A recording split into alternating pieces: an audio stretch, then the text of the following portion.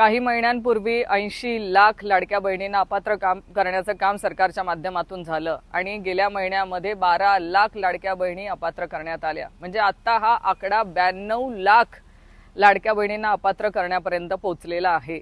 सरकारमधले काही लोक सांगतात की लाडक्या बहिणींवरचा खर्च हा वाढलेला आहे। जो 26,000 कोटींपर्यंतचा होता तो आता 32,000 कोटींपर्यंत जाऊन पोहोचलेला आहे। म्हणजे जवळजवळ 7,500 कोटी रुपये हा लाडक्या बहिणींवरती केला जाणारा खर्च वाढलेला आहे असं सरकारमधल्या काही लोकांचं म्हणणं आहे। माझं देवाभाऊ आणि शिंदे भाऊंना एकच विचारणं आहे की तुम्हाला आता लाडक्या बहिणींवरचा खर्च दिसायला लागलाय का?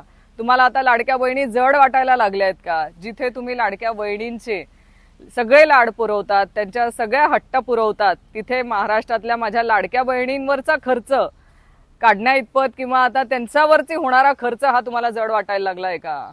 आज लाडक्या बहिणींच्या पाठीशी खंबीरपणे उभे राहणारे लाडके दादा नाहीत, पण माझी सुनेत्रा वहिनींना विनंती आहे की महाराष्ट्रातल्या लाडक्या बहिणींच्या पाठीशी खंबीरपणे उभं राहण्याचं काम तुम्ही तरी करावं।